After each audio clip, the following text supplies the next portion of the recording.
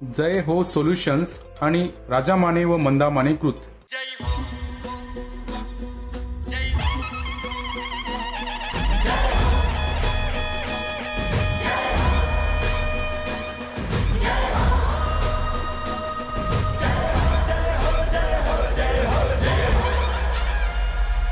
महाराष्ट्राचा तू जागर हो, निर्मितीचा तू सागर हो, भुकेल्याची तू भाकर हो, दुःखितांची तू पुंकर हो. लढण्याची, जिंकण्याची, आरंभाची, अंताची, टाकलेल्या पावलांची, जागलेल्या रातींची, राखलेल्या संयमाची, मोडलेल्या चौकटींची, साऱ्यांची तू जय हो.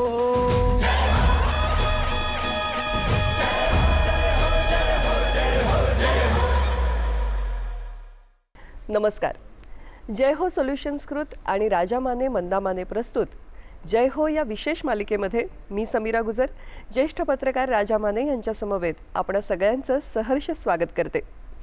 यशाची शिखरं संपादन केल्यानंतरही अनेक जण आपली मुळं विसरतात, पण काही व्यक्ती अशा असतात ज्या आभाळाला गवसणी घालूनही पाय जमिनीवरच ठेवतात. उद्योजकतेच्या जगात ज्यांनी कुबोटा ट्रॅक्टर विक्रीचा विश्वविक्रम प्रस्थापित करून बार्शीचं नाव 7 समुद्रापार नेलं, असं नाव म्हणजे श्री संतोष ठोंबरे.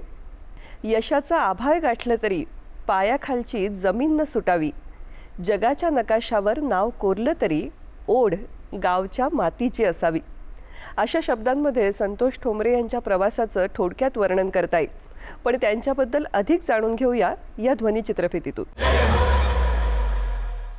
श्री संतोष ठोंबरे एका सामान्य शेतकरी कुटुंबातून आलेला हा माणूस जेव्हा जागतिक स्तरावरच्या कुबोटासारख्या बलाढ्य कंपनीच्या ट्रॅक्टर विक्रीत विश्वविक्रम नोंदवतो, तेव्हा तो केवळ एक उद्योजक राहत नाही, तर तो हजारो तरुणांचा प्रेरणास्त्रोत बनतो.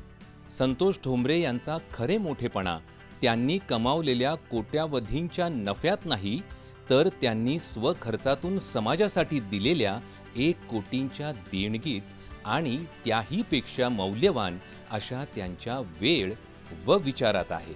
आपण जिकडे राहतो तिथल्या मातीचे ऋण फिटणे हीच खरी देशभक्ती, हे सूत्र संतोष यांनी मांडले. बार्शी तालुक्यात आज जो मातृभूमी पॅटर्न चर्चेत आहे, त्याचे ते मुख्य सूत्रधार आहेत. त्यांनी केवळ स्वतः काम केले नाही, तर परदेशात आणि मोठ्या शहरात स्थायिक झालेल्या अनिवासी भूमिपुत्रांना सोबत घेतले. IAS, IPS अधिकाऱ्यांपासून ते यशस्वी उद्योजकांपर्यंत सर्वांची एक वज्रमूठ त्यांनी बांधली. ज्यांना गावासाठी काहीतरी करायचे होते पण मार्ग सापडत नव्हता, अशा शेकडो हातांना त्यांनी मातृभूमी प्रतिष्ठान नावाचे हक्काचे व्यासपीठ मिळवून दिले. कोविड-19च्या भीषण संकटात जेव्हा जग घरात बंद होते, तेव्हा निराधारांच्या मुखात अन्नाचा घास भरवणारा हात संतोष यांचा होता. ग्रामीण महिलांसाठी बस थांब्यावर निवारे उभारणे असो किंवा साक्षात भगवंताच्या दरबारात महाप्रसादाची अखंड सेवा देणे असो, प्रत्येक कामात त्यांनी प्रशासकीय अचूकता आणि भक्तीचा भाव याचा अद्भुत संगम साधला. संतोष सर, आपलं मनपूर्वक स्वागत कार्यक्रमात. नमस्कार. आता ही ध्वनिचित्रफीत पाहताना इतकं छान वाटत होतं की एखादी व्यक्ती आपल्या मातृभूमीशी, आपल्या गावाशी किती छान पद्धतीने जोडलेली राहू शकते. तुमचा हा सगळा प्रवास जाणून घेण्याविषयीची खूप उत्कंठा आहे. आणि हा प्रवास म्हणजे तुमच्या जन्मापासून लोकांना आज यशस्वी संतोष ठोंबरे माहीत आहेत, परंतु ठोंबरे घडत असताना त्यांच्या बालपणापासून त्यांची वाटचाल कशी झाली याविषयीची उत्सुकता आम्हाला आणि तुम्हाला ओळखणाऱ्या, तुमच्यावर प्रेम करणाऱ्या अनेकांना आहे. तर लहानपणापासून तुमच्या शालेय जीवनापर्यंत नक्की तुमची वाटचाल कशी होती? माझा जन्म हा ग्रामीण भागात शेतकरी कुटुंबामध्ये झाला. इथं माझे वडील शेती करायचे, त्यामुळं लहानपणापासून जेव्हा शेती आणि ग्रामीण भागाचा टच होता इथं. हे वडील शेती करत असताना ज्या पद्धतीनं कष्ट करत होते किंवा सकाळी लवकर उठणं, शेतात दिवसभर काम करणं, आई स्वयंपाकवर पण काम करायला जाणं इथं, हे सगळं करत असताना माझा जन्मानंतर जेव्हा पहिलीपर्यंत जो होता किंवा मी मित्र कंपनीमध्ये जास्त खेळत बसणे, शाळा बुडवून म्हणजे शाळेची आवड नव्हती इथं किंवा मित्रामध्ये त्यावेळेस इटी दांडू, गोट्या असे वेगवेगळे खेळ होते इथं, पोहायला जाणं, तर हे खेळत बसायचं शाळा बुडवून हा जास्त उपक्रम असायचा. त्यामुळे किंवा 4थीपर्यंत मी एक सर्वसामान्य विद्यार्थी म्हणूनच राहिलो होतं. पण 4थी नंतर जे आहे का किंवा 5वीला आल्यानंतर माझे एक चुलत भाऊ त्या शाळेवर शिक्षक म्हणून होते. त्यानंतर जी एक शाळेची गोडी लागली आणि मग 5वीत माझा शालेय अभ्यासक्रमात 2रा नंबर आला, 6वीत पहिला आला. मग ती एक चांगली गोडी लागत गेली. तेव्हा 10वीपर्यंत तेव्हा एक चांगला विद्यार्थी म्हणून म्हणजे हुशार विद्यार्थी म्हणून राहिलो. आणि त्याबरोबर म्हणजे शालेय ह्याच्याबरोबर म्हणजे जे खेळ स्पोर्ट होते तर त्याच्यामध्ये मी कॅप्टन असायचो. व्हॉलीबॉलची टीम असायची, कबड्डीची, खो खोची इथं, तर त्या ठिकाणी मी म्हणजे नेतृत्व करायचं. आणि 5वी ते 10वीपर्यंत म्हणजे कंटिन्यू वर्गात एक वर्ग प्रतिनिधी निवडला जायचा. तर त्यामध्ये मी पूर्ण म्हणजे 5वी ते 10वीपर्यंत वर्ग प्रतिनिधी म्हणून राहिलो किंवा कॅप्टन म्हणून थोडक्यात. खेळातून तुम्हाला तुमच्यातल्या नेतृत्व गुणांचा शोध लागला असं म्हणता येईल का? हो, नक्कीच तेव्हा इथं, कारण ते खेळत असताना सगळ्याच्या पुढे लीड घेऊन प्रत्येक गोष्ट करणं येतं, ह्यातनं तो म्हणजे मला ते कौशल्य होत गेलं. मग 10वी झाल्यानंतर मग मी 11वी आणि 12वीला बार्शीमध्ये शिक्षणाला आलो. त्यावेळेस मग घर सोडलं इथं आणि मग म्हणजे माझे बाकीचे मित्र म्हणून आम्ही रूम करून राहून 11वी 12वी कंप्लीट केलं. पण 12वीमध्ये थोडा एक कटिंग प्रसंग आला की 12वीमध्ये अभ्यास झाला नाही असं वाटलं आणि मग मी गॅप घ्यायच्या दृष्टीनं म्हणजे विचार केला. पण वडिलांनी त्यावेळेस सांगितलं किंवा तू नापास झाला तर चालतं पण परीक्षा दे, वर्ष वाया घालू नको. आणि मग त्यानंतर मग आम्ही परीक्षा दिली आणि पास झालो इथं. मग नंतर परत सायन्सला ॲडमिशन घेतलं. सायन्सला ॲडमिशन घ्यायचा उद्देश किंवा आमची मित्र कंपनी सगळी सायन्सला होती. मग उद्देश काय किंवा ग्रॅज्युएट झालं किंवा BEd करायचं आणि शिक्षकाची नोकरी करायची इथं, ह्या दृष्टीनं म्हणजे सगळे विचार होते इथं. पण ज्यावेळेस 90च्या दशकामध्ये गावाकडे म्हणजे दूरदर्शनला परमवीर चक्र मालिका चालू होती, ती बघायची मला जास्त आवड होती. त्यातनं थोडे आपण कुठेतरी मिलिटरीमध्ये गेलं पाहिजे तर त्या सगळ्या बघितल्यानंतर असं वाटायचं. मग ज्यावेळेस 12वी झाली त्यानंतर मग मी NCC जॉईन केलं आणि NCCमध्ये C सर्टिफिकेट B ग्रेडमध्ये पास झालो इथं. आणि इकडं मग ग्रॅज्युएशन करत असताना मला फर्स्ट क्लास मिळाला. मग ह्या बेसिसवर मग मी परत ह्याच्यामध्ये गेलो, आर्मीमध्ये सर्व्हिस सिलेक्शन बोर्डला माझं सिलेक्शन झालं इथं की सिलेक्शन झालं. हां, म्हणजे एंट्रीसाठी. आणि मग एंट्री आमचा अलाहाबादला 5 दिवस चालला इथं. तर केवळ आपलं इंग्लिश पुअर असल्यामुळे आपण त्यात आपण पास होऊ शकलो नाही त्या एंट्रीमध्ये, तेही त्यावेळेस जाणवलं. मग त्यावेळेस रिटर्न आलो आणि परत मग म्हणजे तो विषय सोडून दिला. आणि नंतर मग BPEdला ॲडमिशन घेतलं आणि BPEd कंप्लीट केलं इथं. पण हा मधला काळ किती अवघड असेल, कारण एक स्वप्न आपण पाहिलेलं असतं आणि ते आता पूर्ण होणार नाही असं जेव्हा, आणि तरुण वय असतं, अनुभव नसतो, तर त्यातून आपला दुसरा मार्ग शोधावा, ही उभारी कशी मिळाली? आपल्याकडे क्वालिटी गुणवत्ता आहे, पण केवळ आपल्याकडे इंग्लिश आपलं पोर असल्यामुळे, कारण ते टॉप मोस्ट आर्मीमधले हे होते तर त्याला इंग्लिशला नो एक्सक्यूज होता इथं. तर ते आपण पास होऊ शकत नाही म्हणलं तर वास्तव सत्याची जाणीव झाली इथं.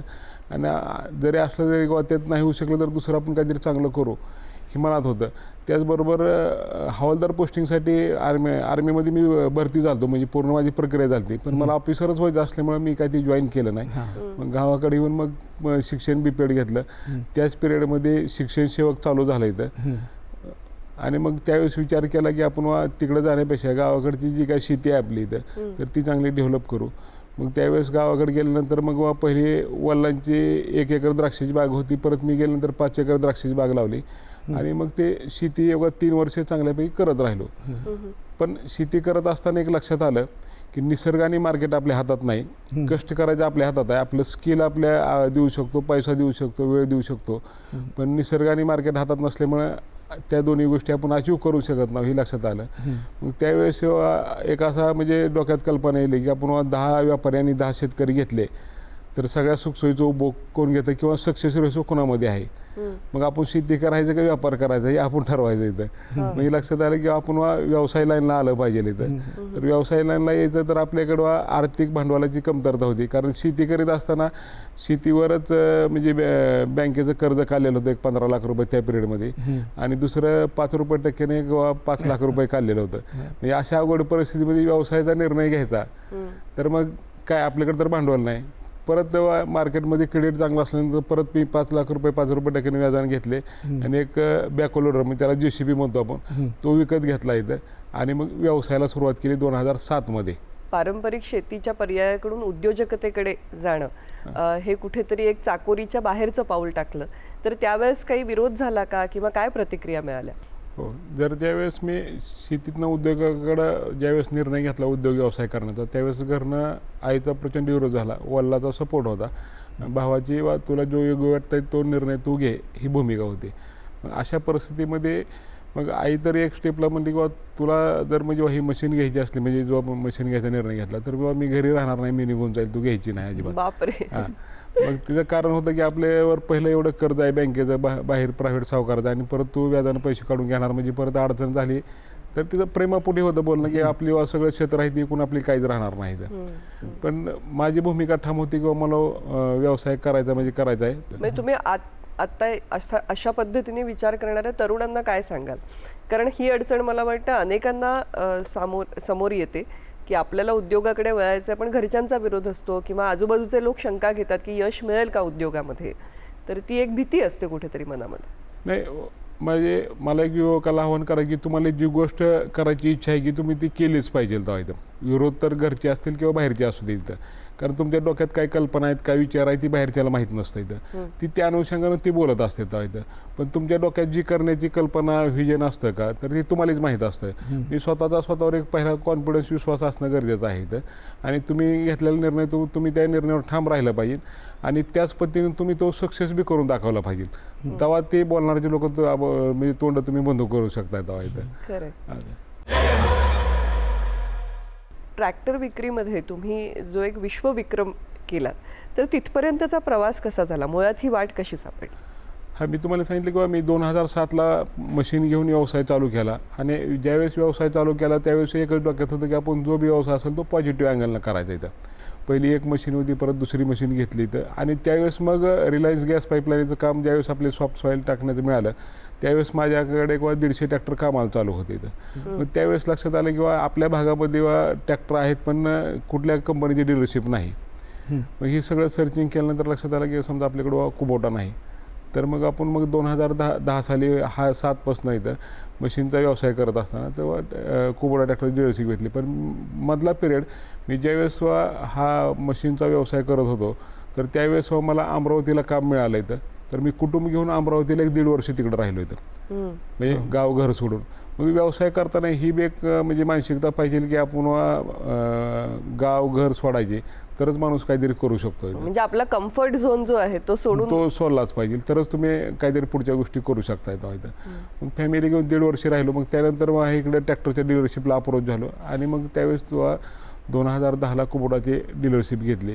पण पहिल्यापासून एक अशी इच्छा होती की आपण ज्या क्षेत्रामध्ये काम करू त्या क्षेत्रामध्ये आपण टॉप मोस्टला असलं पाहिजे किंवा टॉप मोस्टचं काम केलं पाहिजे इथं. मग ह्याची अशी बरीच उदाहरणं आहेत की ज्यावेळेस रिलायन्स गॅस पाईपलाईनला मी ज्यावेळेस काम करत होतो मशीन घेऊन, तर त्यावेळेस त्या कंपनीकडं जी कोणी अवघड कामं आहेत, कामं सोडून दिलेली आहेत, कॉम्प्लिकेटेड आहेत, जी कोण कामं नको म्हणतं अशी तुम्ही मला कामं द्या म्हणायचं इथं. त्याचं कारण जे आहे की आपलं स्किल आपल्याला वापरता येईल आणि कशा पद्धतीने आपली ती सॉल्व्ह करता येईल. आणि कंपनीने मला ते त्यात चांगल्या पद्धतीने कामं दिली, त्यात मार्जिन रेशो जास्त होता, त्यामुळे तिथं अर्निंग चांगलं झालं इथं. आणि कंपनीची सगळी कामं, एक तर कर्नाटकमध्ये कंपनीचं काम गेलं इथं, तर त्या ठिकाणी मला पाठवलं, ती कंपनीचं काम परत मी कंपनीला मिळवून दिलं, काम कंप्लीट करून आलो इथं. म्हणजे अशा पद्धतीनं एक काहीतरी वेगळं करण्याची पहिल्यापासून म्हणजे मानसिकता होती. मग ज्यावेळेस कुबोटा ट्रॅक्टरची डीलरशिप घेतली की आपण काय करू शकतो इथं, कारण आपण ग्रामीण भागात आलतो. दुसरी गोष्ट मशीन घेतल्यामुळं कस्टमरचं फिलिंग काय असतं, आपल्याकडं बॅकलोडर पहिलं JCB मशीन होतं, तर त्याला सर्व्हिसमध्ये येणाऱ्या अडचणी, स्वतःचं मालकाचं ओनरचं फिलिंग काय असतं इथं, ह्या सगळ्या गोष्टी माहीत असल्यामुळे जे आहे का की आपण काय म्हणतो की आपण त्याच्या शूजमध्ये आहो असं आपण जे बघायचं म्हणतो का आपण त्याच्या जागी आहो असं प्रत्येक गोष्टीत विचार करत राहिलो इथं. आणि मग डीलरशिप घेतल्यानंतर कंपनीकडून बी एरिया असा मागून घेतला किंवा आम्ही केलं तर एरिया आमच्याकडे ठेवा नाही तर ठेवू नका, म्हणजे अशा पद्धतीने आम्ही प्रो झालो तर ठेवायचं, म्हणजे आम्हाला आमच्यावर कॉन्फिडन्स होता माझ्यावर इथं. आणि अशा पद्धतीने मग कंपनीनं सोलापूर आणि उस्मान जिल्हा आपल्याला डीलरशिपसाठी दिला. आणि मग त्या ठिकाणी सोलापूरला पहिलं शोरूम चालू केलं, परत बार्शीला. मग असं करत करत सोलापूर आणि उस्मान जिल्ह्यात प्रत्येक तालुक्याला एक ब्रँच काढले इथं. आणि तुम्ही म्हणता तसं किंवा आपण कस्टमरला म्हणजे सर्व्हिस एक चांगल्या लेवलची, कस्टमरबरोबर संवाद चांगल्या लेवलचा आणि प्रामाणिक आणि पारदर्शकता प्रत्येक गोष्टीमध्ये ही ठेवल्यामुळं कस्टमरचा विश्वास वाढत गेला. आणि मुळातचा हा जपानीज प्रोडक्ट टेक्नॉलॉजीला चांगला असल्यामुळं शेतकऱ्यांचा ॲक्सेप्टन्स चांगला वाढला इथं.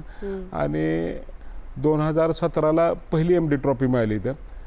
पण त्यावेळेस आपण सर्व पॅरामीटरचा विचार करून आपली त्यावेळेस मिळाली होती, पण त्यावेळेस आपण म्हणजे भारतात आणि जगात आपण नंबरला नव्हतो. 2022-23ला आपण वर्ल्डमध्ये 1 नंबरला आलो ट्रॅक्टरच्या सेलमध्ये. तर त्याचं कारण असं की आपलं व्हॉल्यूम पहिल्या वर्षी 1134 झालं होतं इथं 2022ला. तर ट्रॅक्टर जे कुबोटा कंपनीचे जगातले जे डीलर आहेत ते नंबरमध्ये आपण 1 नंबरला राहिलो इथं. ते ऑफिशियली कंपनीने डिक्लेअर करून आपला स्पेशल ट्रॉफी देऊन सत्कार केला इथं.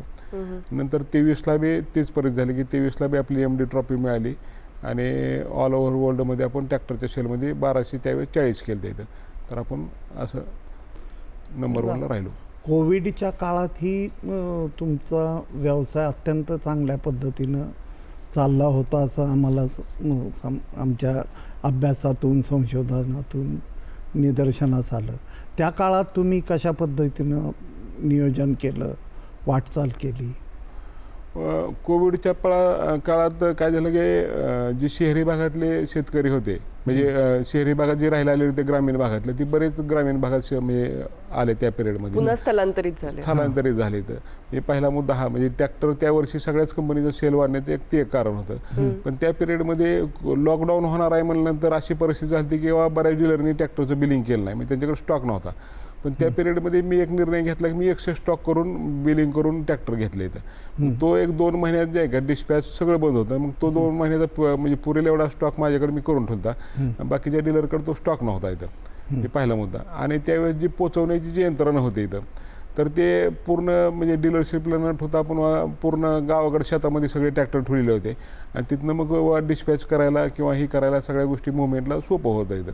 त्यामुळे मग त्या गोष्टी आपण त्या पिरियडमध्ये चांगला सेल करू शकलो कोविडमध्ये इथं, आणि सर्व्हिस देऊ शकलो. म्हणजे बाजारपेठेचा उत्तम अभ्यास करणं आणि ग्राहकाच्या काय गरजा आहेत ते समजून घेणं हे मला वाटतं कुठेतरी फार गरजेचं आहे. आणि पुढे सिच्युएशन म्हणजे परिस्थिती काय नाही, थोडक्यात भविष्यात काय काय होणार आहे घडामोडी तो अंदाज असतो इथं. तो कुणाचा कितपत म्हणजे खरा ठरतो खोटा ठरतो त्यानुसार म्हणजे ह्या सगळ्या गोष्टी राहतात. असं दिसतं अनेक क्षेत्रामध्ये की यशस्वी झाल्यानंतर तिथं स्थिर न राहिल्यामुळं डिप्रेशनमध्ये जाऊन तो माणूस अधोगतीला लागलेला आहे असं चित्र देखील दिसतं. आपल्या बाबतीत मात्र आपण सतत पुढंच जात आहे. आणि हे जात असताना शेतीत देखील प्रयोग तुमचे सुरू आहेत.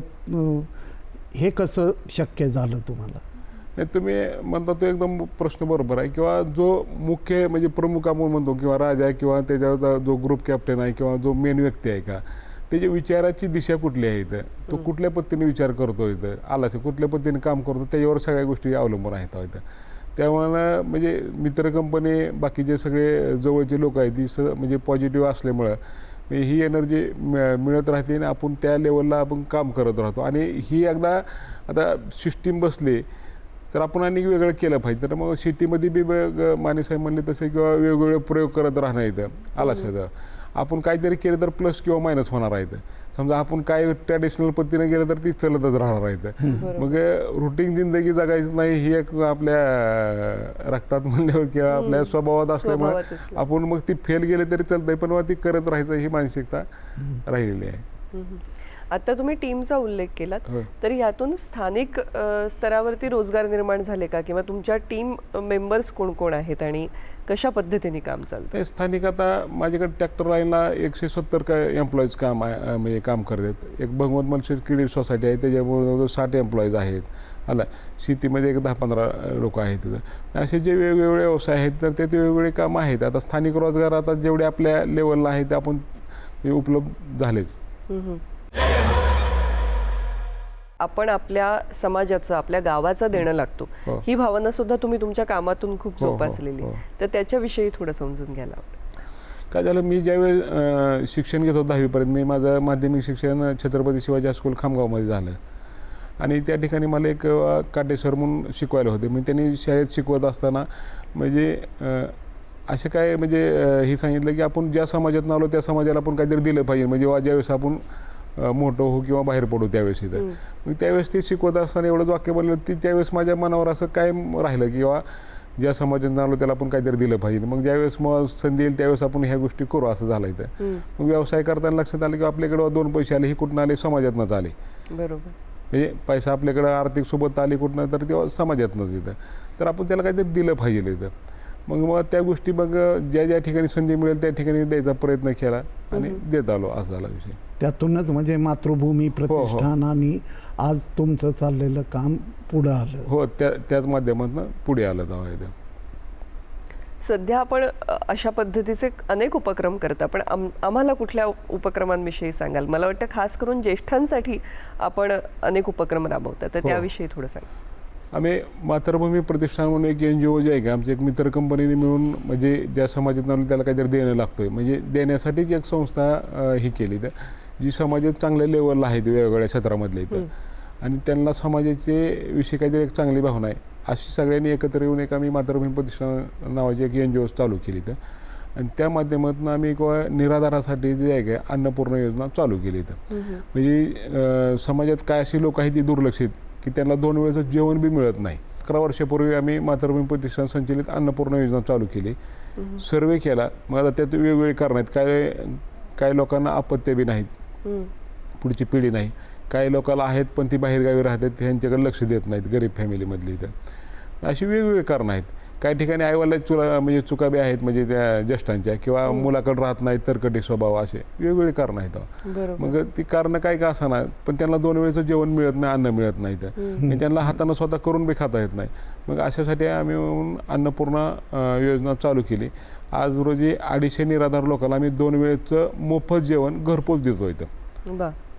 त्याचबरोबर ग्रामीण भागातले येणारे जे पेशंट आहेत हॉस्पिटलला, तर त्यांच्या नातेवाईकाला आपण 20 रुपयामध्ये 2 चपाती आणि 150 ग्राम भाजी असं देतो. ती एक असे 250 डबे जाते तिथं. म्हणजे दररोज असे 500 डबे वितरित करतो. आणि हे करणाऱ्या महिलांनाही मला वाटतं या निमित्ताने रोजगार आपोआपच होतो आहे उपलब्ध. हो, ते अन्नपूर्णा योजनेवर एक 13-14 लोकांची टीम आहे, ती कंटिन्यू काम करते. 2 रिक्षावाले आहेत जी घरपोच डबे देतात. 6 मावशी आहेत ती स्वयंपाक करते तिथं. डबे भरणारी टीम वेगळे आहे, हॉस्पिटलला डबे घेणारे वेगळे आहेत. अशी वेगळी माध्यमातून आहे चालू.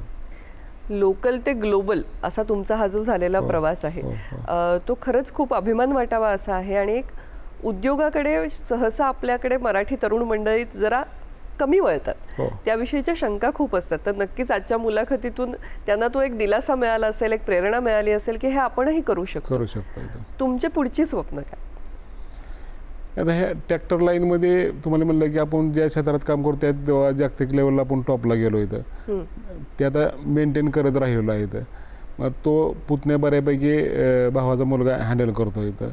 तर बाकीचे व्यवसाय करण्यासाठी जे आहे का, किंवा प्रोडक्शनमध्ये, रिअल एस्टेटमध्ये, एज्युकेशनमध्ये, असं काय करता येण्यासाठी वेगवेगळे प्लॅन चालू आहेत. त्यात प्राथमिक लेवलला आम्ही काम करतो इथं. म्हणजे फ्युचरमध्ये काहीतरी मोठं एक उभा करण्याचं स्वप्न आहे, ते होऊन जाईल. नक्कीच. तुमच्या पुढच्या सगळ्या वाटचालीसाठी मनपूर्वक शुभेच्छा. आणि आज तुम्ही वेळात वेळ काढून इथे आलात, आमच्याशी संवाद साधलात, यासाठी मनपूर्वक आभार. नमस्कार, धन्यवाद. संतोषजी ठोंबरे सरांशी हा संवाद साधताना आपल्या लक्षात आलं असेल की हे केवळ एका उद्योजकाची मुलाखत नव्हती. एका ग्रामीण भागातल्या तरुणाने स्वप्न पाहिलं, आपल्या स्वप्नावर ठाम राहिला आणि त्याने जागतिक स्तरावर विश्वविक्रम प्रस्थापित केला. हा सगळा जो प्रवास आहे हा चिकाटीचा आहे, सचोटीचा आहे आणि अतिशय प्रेरणादायी आहे. मला वाटतं हेच या मुलाखतीचं प्रयोजनसुद्धा, की ही मुलाखत पाहणाऱ्या ऐकणाऱ्या तरुणांनी आणि प्रत्येकानेच यातून प्रेरणा घ्यावी. अशा चांगल्या कामाचा जय जयकार करणारी ही आपली मालिका जय हो तुम्हाला कशी वाटते आहे, आजच्या भागाविषयीच्या तुमच्या काय प्रतिक्रिया आहेत हे आमच्यापर्यंत जरूर पोहोचवा. तुमच्या प्रतिक्रियांच्या आम्ही प्रतीक्षेत असतो. अशीच आणखी एक यशोगाथा, आणखी एक नवा प्रकल्प घेऊन तुमच्या भेटीला येऊ जय हो या मालिकेच्या पुढील भागात. आज इथेच थांबतो. धन्यवाद. जय हो जय हो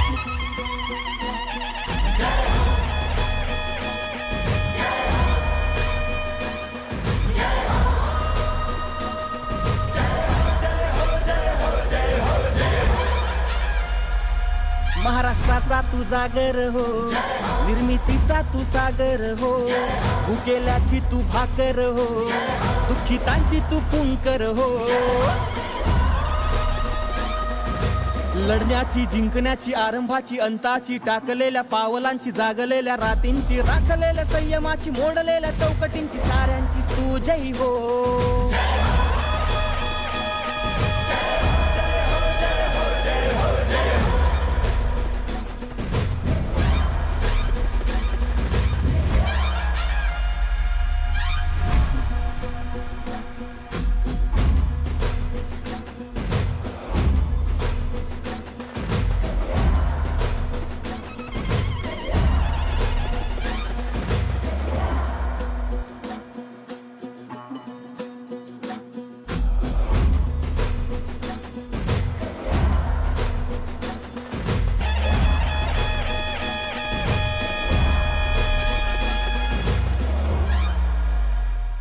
जय हो सोल्युशन्स आणि राजा माने व मंदा माने कृत